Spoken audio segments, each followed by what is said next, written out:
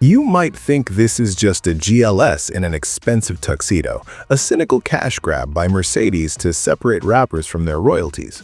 You might even call it gaudy, and honestly, I used to agree. But after spending time with this 2026 Mercedes-Maybach GLS 600, I found a secret button that changes everything. And no, it's not the one that makes the car bounce like a lowrider. Stick around, and I'll tell you why this land yacht might actually be worth the price of a small house. Let's start with the elephant in the room, or rather, the whale in the parking lot. The 2026 Mercedes-Maybach GLS 600 is not subtle. It is the automotive equivalent of a diamond-encrusted Rolex. It doesn't just tell time, it screams that you have more money than God. Standing before it, the first thing that strikes you is the sheer arrogance of the grille. These vertical chrome pinstripes are inspired by a pinstriped suit, according to the marketing brochures. But to me, they look like the gates to a very exclusive bank vault. And the chrome doesn't stop there. It is everywhere. The B-pillars, the window surrounds, the air intakes. If it could be plated, Mercedes plated it. But let us talk about the paint. If you see one of these in a single color, you are doing it wrong. The two-tone paint finish is a defining feature, and here's a fact to drop at your next dinner party. That separating pinstripe between the two colors is hand-painted. Yes, a human being with a very steady hand spent hours ensuring that the transition from obsidian black to Kalahari gold is smoother than a politician's promise. It takes up to a week for the custom paint process to be completed. It is this level of obsessive detail that starts to justify the price tag. However, one cannot ignore the wheels. My test model sits on the optional 23-inch forged monoblock wheels. They look like dinner plates made of solid silver, and they're an absolute nightmare to curb. One mistake at the drive-thru and you have scratched away $4,000.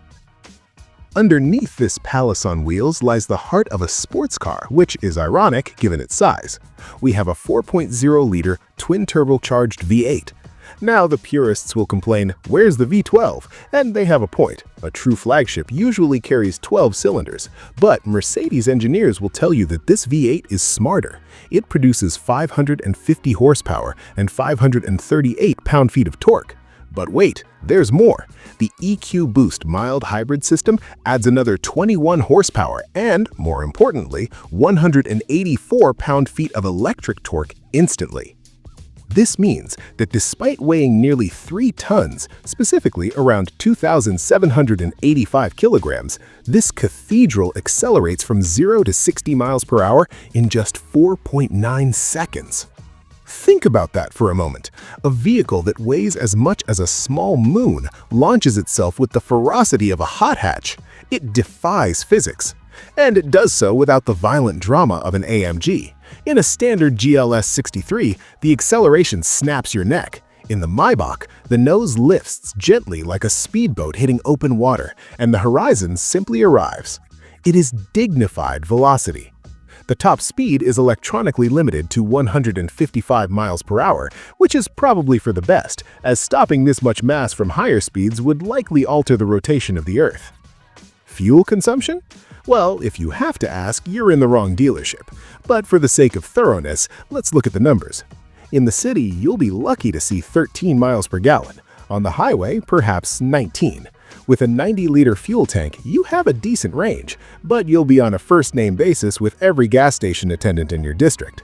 But the real magic of the technical specifications isn't the engine, it is the suspension. The e-active body control is standard here. This system uses cameras to scan the road surface ahead and adjusts each damper individually before you even hit the bump. It also includes the famous curve inclination function, where the car leans into corners like a motorcycle to minimize lateral G-forces on the passengers. It effectively erases the road. Now let's move inside. Opening the door triggers a piece of theater. The massive anodized aluminum running board swings out from under the car, widening at the rear to welcome the VIPs. It is illuminated, of course, because one must not step into a puddle in the dark. Climbing into the driver's seat, you are greeted by an ocean of Napa leather. And when I say ocean, I mean it. The dashboard, the door panels, the roof liner, everything is covered in cowhide of the highest quality. This is the manufacturer-exclusive leather, and it feels buttery soft. The steering wheel is a work of art, combining wood and leather in a way that feels old school yet modern. However, I must criticize something here. While the materials are exquisite, the architecture is still fundamentally a GLS. You still get the same dual 12.3-inch screens as the taxi-spec diesel GLS. The graphics are Maybach-specific with elegant rose gold gauges, but the switchgear, the window buttons, the indicator stock is shared with lesser models.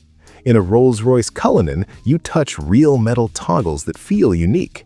Here, you might feel a plastic button that you have seen in a C-Class. It is a small detail, but at this price point, details matter. But forget the front seats. The owner of a Maybach GLS600 sits in the back. This is where the car stops being an SUV and becomes a private jet. My test car has the first-class rear seat configuration, which replaces the middle bench with two individual executive recliners divided by a massive center console. These seats are heated, ventilated, and offer a hot stone massage function that is genuinely better than most professional masseurs. You can recline the seat back to 43.5 degrees, extend the leg rest, and simply disappear from the world. The technology in the rear is overwhelming. You have two 11.6-inch touchscreens mounted on the front seat backs, allowing you to control the navigation, media, and even the car's suspension settings. There is a removable 7-inch tablet in the center console, so you can control everything without leaning forward. And then there are the tables. Beautifully crafted alloy folding tables hide within the console, deploying with a satisfying mechanical damping that screams quality. They are sturdy enough for a laptop or a lobster dinner. Speaking of dinner, let's talk about the refrigerator. Hidden behind the rear armrest is a fridge capable of holding 3 bottles of champagne. It's a fantastic feature, perfectly executing the luxury promise. But it comes with a terrible price. The compressor for this fridge eats into the trunk space aggressively. The standard GLS has a cavernous boot. The Maybach, you'll struggle to fit 2 large suitcases if you opt for the fridge. It is a comical oversight. You have a massive SUV, but you need a support vehicle to carry your luggage to the airport. And then there are the silver-plated champagne flutes. They clip into special holders in the console so they don't tip over during cornering. They are heavy, cold to the touch, and cost more than my first car. This brings me to the Maybach Drive mode.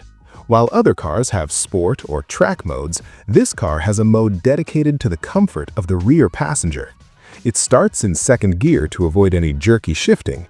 It softens the throttle response and adjusts the air suspension to float over imperfections. It is eerily quiet.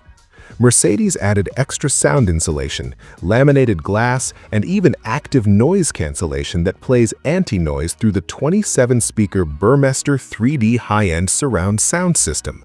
The result is silence. Absolute, deafening silence. Let us discuss the unexpected revelation I promised. There is a button in the menu called Recovery Mode. You might know it from viral videos as the Bounce Mode. Technically, it's designed to help rock the car free if you get stuck in deep sand or snow. Practically, it makes the car hop up and down rhythmically. It is hilarious, it's absurd, it's entirely undignified, and it's the one thing that gives this car a sense of humor. A Rolls-Royce would never do this. A Bentley would consider it vulgar. But the Maybach? It knows that sometimes even billionaires want to show off. It humanizes the machine. So, what is the verdict? The 2026 Mercedes-Maybach GLS600 is a paradox. On paper, it is a poor value proposition. It costs nearly double the price of a standard GLS 580, yet it shares the same chassis and hardpoints.